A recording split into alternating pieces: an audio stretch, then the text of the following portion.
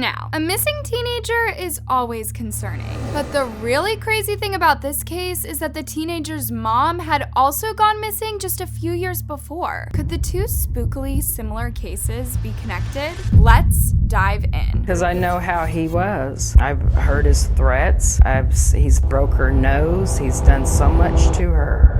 Ethan McIntosh lived with his dad on a farm in Eufaula, part of McIntosh County, Oklahoma. Yes, Ethan's family do own a lot of that area. He lived on a farm with his dad, and in February 2021, he was out doing chores on the family tractor. Then he completely vanished. His tractor was found abandoned, which is unusual for something so expensive. Nobody had any clue where he might have gone, and a big search began. The local community were all working their hardest to find him. But Ethan's disappearance also stirred up a whole heap of questions about another case. One very close to him, because Ethan's mom, Peggy McGuire, had vanished from the family home back in November 2015. And it's kind of hard to see the two disappearances from the same family line as a crazy coincidence.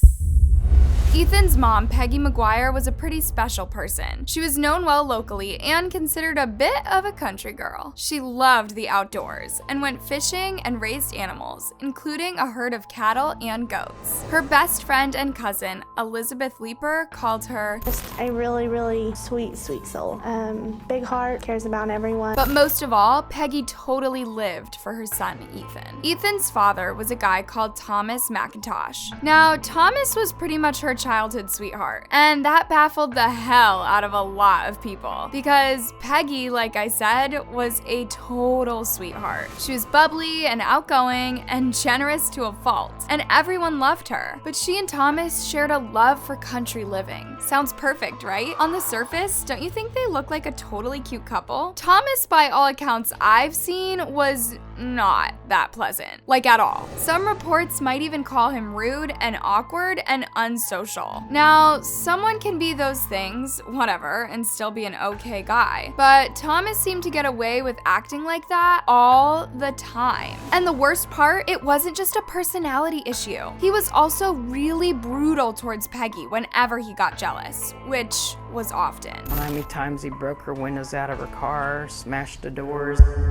At one point, a friend had to take her to the emergency room to fix her broken nose, which he did with the butt of a pistol. So yeah, what a total charmer he was. Peggy endured that treatment for a while, but after an even worse moment than the broken nose, she took out a protective order, which worked for a while. But like a lot of people traumatized by their partners, it was hard for her to get free. So she ended up going back to live with him. And despite all that horrible treatment, she and Thomas had a son, little Ethan. Her friends say she was a totally awesome mom, and she stayed with Thomas because she thought, at least for a while, that it would give her son a good family upbringing. For a little while, they moved away and lived in Indiana for a fresh start, you know? But don't often change their actions, especially not a guy like Thomas. His awful behavior got even worse, and at one point he attacked Peggy right in front of their son. It was time to go back to Oklahoma. When she came home from Indiana, she was broken and beaten, but I think something clicked in her finally that she was not going back. And Peggy even pressed charges against Thomas for what he'd done. Unfortunately, she also withdrew the charges later on, but they are at least on record. Even worse, she moved back in with Thomas, but everyone was totally sure this time they weren't in any kind of physical relationship. And by all accounts, Peggy didn't have much of a choice but to go back. She was totally broke with a little kid to look after. That couldn't have been ideal. The trouble is, leaving someone as scary as Thomas is always going to be tough and very dangerous. There are a lot of reasons why people who have been traumatized like Peggy feel like they just can't escape, but she was totally going to get away from him this time, one way or another. In order to do this, she was going to have to upskill like crazy.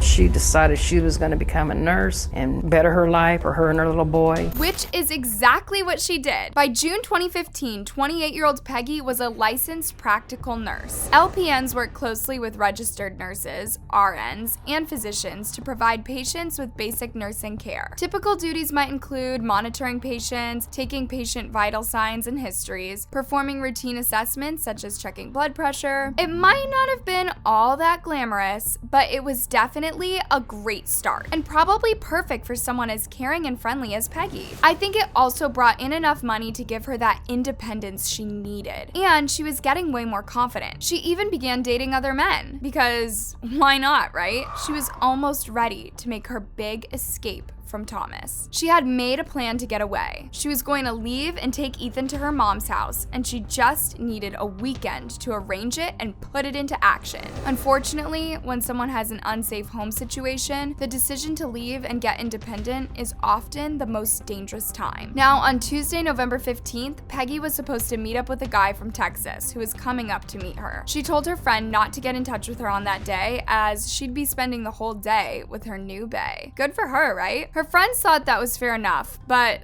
nobody ever heard from her after that day. Peggy was last seen at Stidham, Oklahoma on November 16th, 2015, when she dropped Ethan off at school after work, and she had a quick call with Richard, the guy from Texas, that morning. After 10 a.m. though, her phone was completely switched off and it never came back on. Peggy's friend Elizabeth was really wigged out by the end of the day. She went to Peggy's house to check on her, but found nobody there. Even stranger, none of Peggy's personal things were there either, and her truck was missing. Weirded out, her friend tried to catch Peggy picking up her son at the school. But you can guess who came to get Ethan this time. Yeah, Thomas, of course. So it was time to call the cops. Her family reported her missing on Tuesday, November 17th, 2015, when she never showed at the school to pick up Ethan. And she was always the person who did this. She'd also missed her niece's softball game, which she also never did. Although the police were involved from then on, the hunt for Peggy didn't really get going for a couple of weeks. Peggy's brothers soon found her truck. It had been abandoned outside a bar not that far from her home, at a place called TJ's Ice House. This was not somewhere Peggy ever went because, well, she didn't drink. CCTV footage placed the truck being parked there at about 5 a.m. on November 17th. Unfortunately, the weather was awful. There was an actual storm, so it was really hard for anyone to see who the driver was. CCTV is not great at the best of times, but this is crazy. The driver disappeared into the bad weather, but nobody at the bar could tell who it was. Still, Peggy's family is pretty sure that the shadowy figure getting out of the truck and sneaking off is Thomas.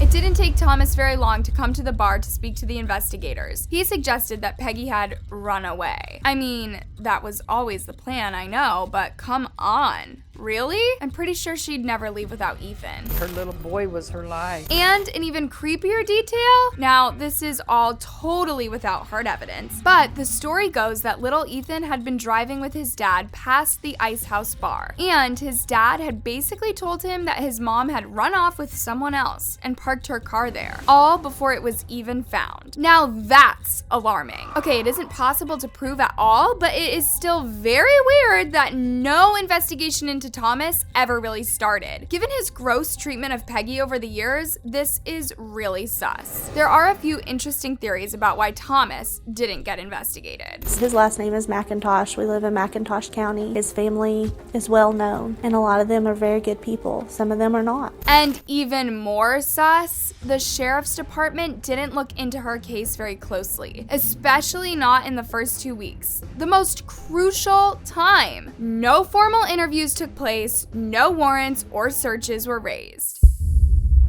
2 weeks after Peggy vanished, law enforcement finally called in the Oklahoma State Bureau of Investigation, OBI, because it really looked like someone had taken her life. The agent assigned to the case investigated the footage from the ice bar, but it was still impossible to be certain of who it was. They also spoke to Richard from Texas. Remember the new guy Peggy was supposed to meet? They learned he had never even left Texas on that Tuesday, but he was probably the very last person to speak to her before her cell phone stayed off. So the suspicious OBI checked Thomas and Peggy's phones for pings. This means the process of determining the location of a device with reasonable accuracy, utilizing the GPS installed on the phone. Through this process, a message or signal is sent to the device via the signal towers. Then the signal is returned with the device GPS location information. Thomas and Peggy were very close by at the time she was supposed to have disappeared. Thomas had been spotted driving his tractor with a bucket up in the air and driving super quickly. There are a lot of people who think Peggy was in there. more. But this is yet another piece of possible evidence that no one has ever proved, and investigators only found small amounts of what could either be rust or blood in that bucket.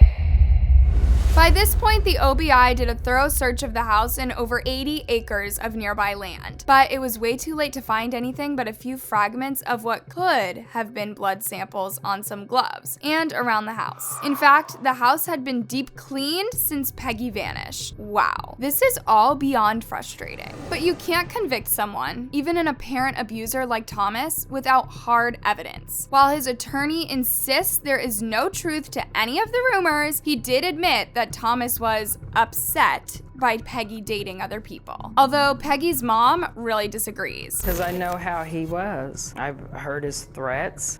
He's broke her nose. He's done so much to her. So it's really unbelievable that the custody of Peggy's son, little Ethan, was given to Thomas. And his grandma, Peggy's mom, wasn't allowed to see him for a really long time. And then Ethan went missing too. But at least Ethan's story has a much happier ending. In the end, Ethan was discovered just 25 minutes from his home, and nearly 20 miles from where they discovered his tractor. He was dehydrated and very cold, but more or less in one piece. All of us involved in this story, all of this involved in looking and working this case, hoped and prayed for a happy ending, and it seems like that's what we have here. And yeah, that is great news, but I have questions. What the heck happened to Ethan while he was gone? Why did he leave his tractor? Was he searching for answers, or even just to draw attention back to his mom's case? We probably won't find out for a long while, but it's a really good thing he's all right.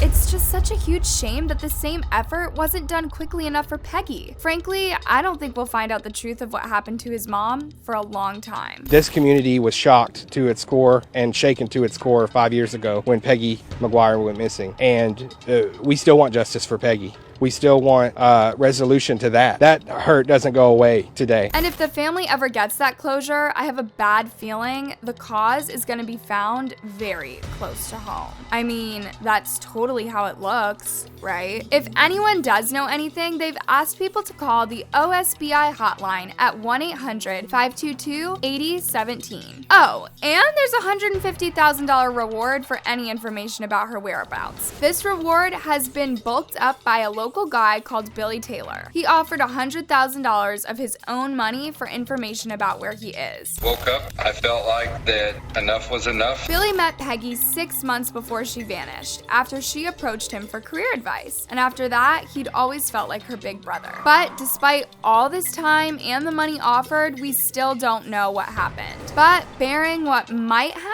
here are some other American hotline numbers that might be able to help if you're in similar trouble, or if you know anyone who could use some support in leaving a bad home situation. For anonymous, confidential help available 24/7, call the National Domestic Violence Hotline at 1-800-799-7233, SAFE, SAFE, or 1-800-787-3224, TTY, now. So what do you guys think about this case? Is Thomas really behind Peggy's disappearance, or was it a total stranger? Let me know your thoughts down in the comment section below.